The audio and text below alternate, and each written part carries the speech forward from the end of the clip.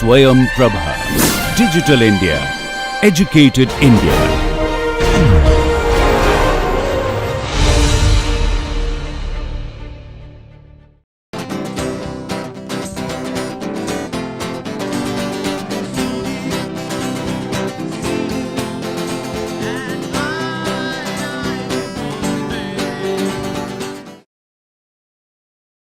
Okay students, we have already discussed our module 1.1 of management accounting.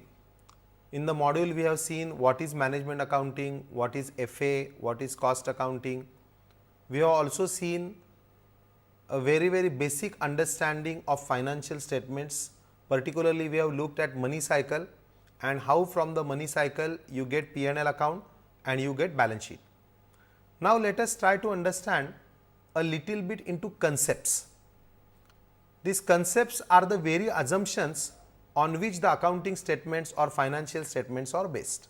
We will briefly look at 3-4 concepts in this module 1.1. This is in continuation of 1.1. Now let us go to 1.2. In this particular module, we are going to cover these 4 things.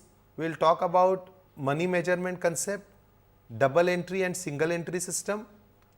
After that we will go into forms of organization and we will also see who are the stakeholders who are interested in looking at the financial statements. Now the first concept, money measurement concept as it is known as. Now all of you know what is meant by money. Money is some value in which transaction happens. So you have a currency like you have Indian rupees in India or dollars in US and so on. Now financial accounting essentially measures only those things which are valued in money. This is what is understood by this concept. Now if we take an example of a transaction which is valued in money, we have already seen money cycle.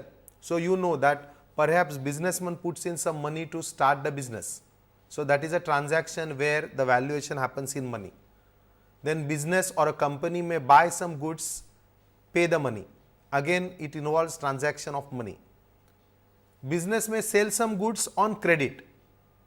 So actual cash is not received, but still it is a monetary transaction because the value of transaction is known and in future you are likely to receive that money. These are all the examples of transactions which can be measured in money, and that is why they are recorded in the financial statements. Now can you think of an example of a transaction but which is not measurable? If you give a little thought, you will realize that you can have transactions like successful meeting with a customer.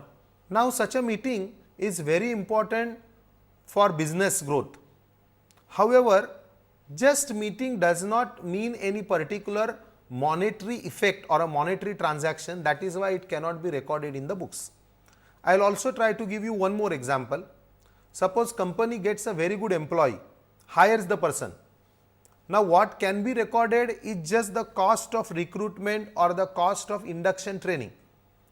But value of the person who comes in will be very high for the concern if the person is motivated, dedicated, skilled and so on. But since these features or these characteristics cannot be recorded in money terms, human asset which is coming into organization cannot be recorded. So we have seen 2 examples of those items which cannot be recorded, and of course there can be many examples where you can record because it is a monetary transaction. Now let us go to another concept. You can also look to it as a system. It is known as double entry system of accounting. What is meant by double entry is that every transaction has 2 effects and both the aspects of the transactions needs to be recorded. In double entry system of accounting, if you take an example of, let us say that you want to buy machinery. So you have paid cash of 25,000 and you have taken in the machinery. Now what will happen is the balance of machinery in your records increases. In accounting terminology, we say machinery account will increase. Simultaneously, you are paying cash. So, your cash or bank balance decreases. So, you will realize that machinery has gone up while cash has gone down. In this way, every transaction is going to have two effects which will exactly match. That is an understanding under double entry system of accounting. Now, what is the advantage of this system? Now, the advantage of this system is that you get a comprehensive recording of both the effects of the transaction, because you all know that in life nothing comes for free. If you have got something, you are given something. So, every transaction essentially has two effects and both the effects needs to be recorded.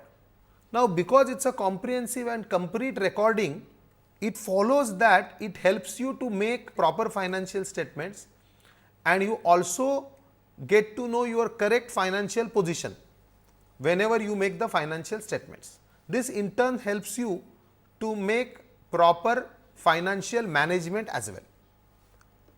Now, there is a small disadvantage of this system, that is that it requires regular recording. So, when regular recording happens, you many times require a qualified accountant, and you will have to spend some time in recording the transaction moment it happens. But the advantages which you get of this regular recording are so high that practically all organized businesses do have a system of accounting which is based on double entry. Okay, let us take few examples of how transactions happen. We have already seen one example where you pay cash of 25,000, you get machinery. So, one asset increases, the other asset decreases. Sometimes it may happen that one asset increases and the other liability also increases. Can you think of an example? If you continue the machinery case, let us say I have purchased machinery of 25,000. So, asset increases, but I have not paid the party, but suppliers are now payable in my books because I have to pay them in future. So, machinery account increases or the balance of machinery increases, at the same time the amount payable to supplier also increases. So, this is an example where there is an increase in the asset and there is an increase in the liability of the equal amount. Third example, there could be a possibility of decrease in the asset and decrease in the liability. If we continue the same example, what will happen is, I have purchased machinery and I have not paid the party. So, machinery balance increases, the party's balance also increases. After say a week, I pay the party. So, now what happens is liability comes down, and because I am paying, my cash and bank balance also comes down. So, here one asset decreases, one liability also decreases. I will also try to give you another example. Let us say I have taken some loan from bank and I repay the installment. Now, moment I pay the installment, what happens is loan balance decreases and my bank balance also decreases. So, bank balance is an asset, asset goes down, loan balance is a liability, liability also goes down. Now, there is also a possibility of fourth case, where there is a decrease in one liability which is compensated by increase in another liability. Just think of an example. Now, suppose I have some money payable to a creditor or a supplier of goods. Now, I am not in a position to pay the party that money. So, instead of paying the supplier, I convert that money into loan balance, so that I will pay after 2-3 years, and the party agrees. In that case, what will happen is the balance of creditor will decrease, but the balance of loan will increase. So, one liability goes down, other liability goes up. Like this, every transaction will always involve the changes in the two balances amongst the assets and liabilities. There can be more examples, but here I am just trying to tell you the concept. Later on we will see the transactions and try to actual take the case. That time maybe it is more clear to you. Okay. Now we have already seen double entry. As against that, there can be a system known as single entry. Now properly speaking, there is no system per se as a single entry, because this is not a systematic way of recording. Now suppose instead of recording both the aspects, somebody only records one aspect of the transaction, it could be considered as a single entry. For example, let us say there is a panwala in front of a hotel. Now usually panwala is giving pan and collecting cash.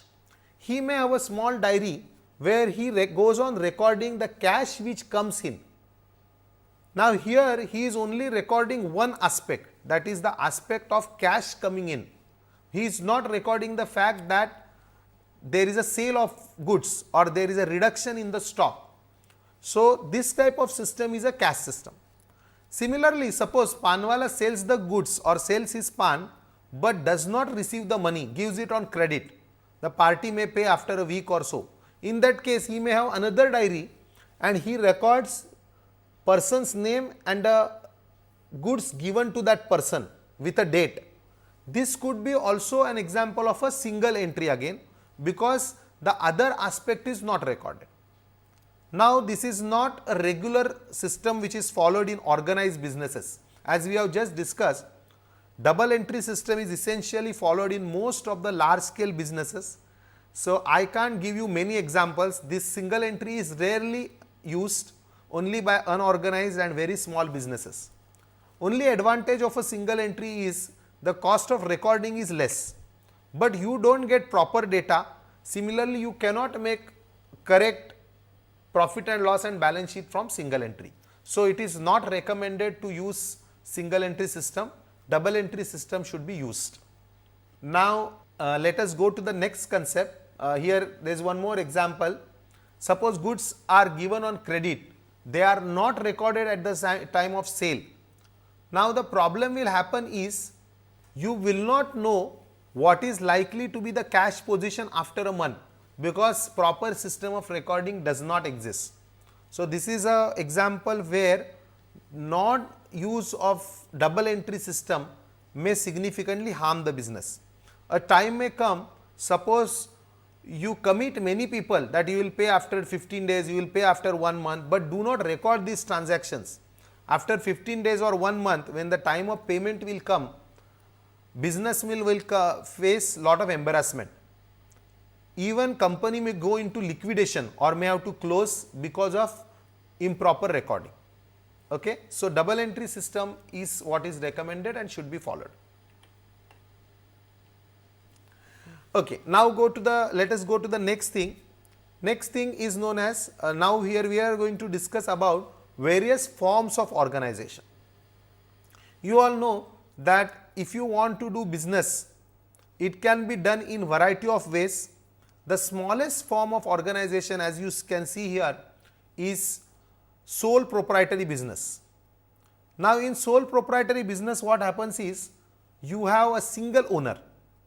Little bigger form is Hindu undivided family, then you have got partnership firms, you have got companies, and you have got cooperative societies. Now basic accounting systems do not change. Whatever is a form of organization, accounting continues to have same assumptions and same principles of recording. But for each of the entities, stakeholders slightly differ, and that is why the reporting formats may change and sometimes some extra details are required to be given. Now let us try to understand the different forms and the advantages and disadvantages of these forms. Now the first and the simplest form of organization is sole proprietorship. Now sole proprietorship is a business which is owned by the single person, and the person is known as proprietor, and sole because he is a single owner of the whole business. Now naturally, ownership as well as management is totally in the hands of one person. So you can imagine now, based on this, what could be the advantages and disadvantages of single ownership. Can you think of any advantages of this? Now what happens is, if you have only one owner, one manager, same person is a manager, the decision making is in the hands of single person. So naturally one can take very fast decisions. There is a better control over operations because single person is going to control the whole thing. You don't have to disclose information to outsiders. So there is a retention of business secrets, and since the owner is normally personally attending the customer needs, usually there is a personal touch and there is an emotional attachment between the owner business and also the customer. From the legal point of view, the advantage is that formation becomes very easy, because this form of organization does not require any formal registration. So it is very easy to form it, time required as well as cost is negligible.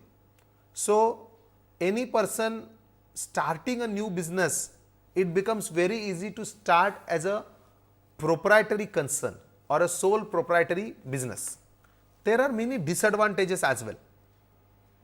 First major disadvantage is life of the business is limited because it's a single person. So in case of illness, in case of disability, in case of lack of interest, in case of death of that owner, business automatically comes to an end. Secondly, the liability is unlimited because there is only one owner. Suppose I am the owner, I start a business. If there is any liability incurred in the business, from my personal money I will have to meet that liability. So for me as a owner, the liability becomes unlimited. All the losses of the business totally fall on me. Third major disadvantage is there is very limited availability of resources. So suppose I am the owner, essentially I have to put in my money, that is I put in as a capital, and few of my friends, few of my relatives may put in money, but I cannot ask outsiders or unknown people to invest, and they will also not invest because I am the sole owner. So naturally other people will not give me lot of money. So there are restrictions on how much money a single proprietor can raise, and that is why these businesses cannot grow and cannot have more financial power. Equally important is lack of managerial skills, because it's only one person managing. The business cannot be expanded too much because the resources available in terms of intellectual resources, in terms of skills is also limited. Though the person can hire few employees, but still they are not owners. So responsible people are comparatively less. Since sole proprietary business does not have very high status in the market, usually skilled people or say highly educated people don't join such businesses. So again that becomes a disadvantage because hiring manpower becomes difficult. In the market also, the credibility of a sole business is comparatively less than that of a company. So customers become little susceptible to give more business to sole proprietorship. That is why this is a good one to start the business, but it's a good form to start the business, but it is not a very good form to grow. So once a certain business level is reached, typically people convert their sole proprietorship into partnership firm, or they may convert it into a company so that they can grow very fast. Okay. Now we will go to the next form. Next form is known as Hindu undivided family. Now this is not a form which is actually formed by the people. This is essentially a creation of law, and as the name family suggests, actually it comes from ancestors and it gets formed because of relationship. Now this is a unique form which is only there in India, and it has been recognized and has been used for a very long time. Now the head of the family is known as Karta, and Karta is essentially responsible for all business activities, and his or her, whoever is a Karta, Karta's signatures are required to do the transactions on behalf of the family. Now, HUF comes into existence from Hindu inheritance laws. All the individual children, grandchildren, all have become the members of HUF. They are all known as co-parceners. For many years, daughters used to be not co-parceners, but now both sons, daughters, grandchildren, grandsons, granddaughters, they all become co-parceners of HUF. Now, HUF form of business traditionally was used for agriculturists. It was also used for many of the businesses which were family run. Now, it is not a very popular form because you cannot invite outsiders, neither you can leave at your will. So, it is not very popular form, but still many businesses are run as HUF. There will be some tax advantages both for individuals and also for HUF. So, if you are running a sole proprietary business, certain basic amount of income, say 1,60,000 for males and 1,90,000 for females, becomes tax free. Same way for HUF also, up to some initial income, there is no income tax required to be paid. So, both sole proprietary business and HUF actually enjoy some tax advantages. However, there is a disadvantage because they are not good forms to grow, as we have seen. Okay, let us go to the third form, that is known as partnership firm. Now, as the name suggests, partnership firm, this is essentially a group of people who are known as partners. So, say 4 or 5 friends join together, or sometimes family members may join together, and they create a firm as a group, and that firm is known as partnership firm. Now, this is formed under Indian Partnership Act 1932. Here the registration is not compulsory, but it is better to get registered, because if once the firm is registered, you get legal sanction for the same. Now, there are many advantages of this type. One is the formation continues to be easy and it is not that costly. So, if you compare with a company, the formation of a firm is comparatively much easier. But compared to sole proprietary business, it is slightly complicated, but it is not so costly. Then partnership form of business is not much regulated. So, it retains the advantages of sole proprietary business. But there are some additional advantages, because in sole proprietary you had only one owner. Now, you have a group of owners. So, if you have 5 people, naturally risk gets shared. So, risk is not only on one person, it gets shared between 4 or 5 people. Then you get to actually pool the resources. So, one person may be good in marketing, other may be good in technology or manufacturing, third may be good in finance. If they join together, there will be a lot of synergy. So, business can grow very fast. So, there is more resources. In terms of money also, since 4 or 5 people will put in the money, there will be more resources. And partnership firms do not have to pay any corporate income tax. They have to pay some tax, but the level of taxation is comparatively low. So, in a way, this is a slightly superior form over proprietary business. It retains many of the advantages of proprietary concern, plus it has more advantage because it is a pool of people. But it has some disadvantages.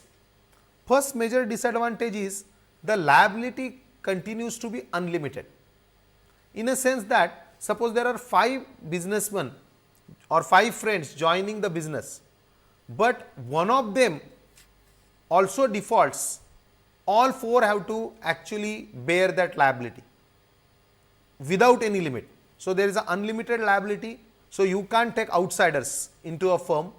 So, there is a difficulty in raising the capital. Similarly, there is a difficulty because if there are any differences in the partners, there are 4 or 5 people, and if there are any differences, fights between them, then the whole business comes in problem. Now, there is one slight new version of partnership that has come, that is known as limited liability partnership. In limited liability partnership, it is same like the partnership firm, group of people coming, but the liability of every partner is limited. So, the disadvantage of unlimited liability is now overcome, and there is a separate provision for limited liability firms. There is a separate act for it known as LLP Act 2008, and this form has some advantages over the other forms. Okay, so we will stop here. In the next session, we will discuss with some other forms of business which are company, then we will go to cooperative society and so on. Thank you so much.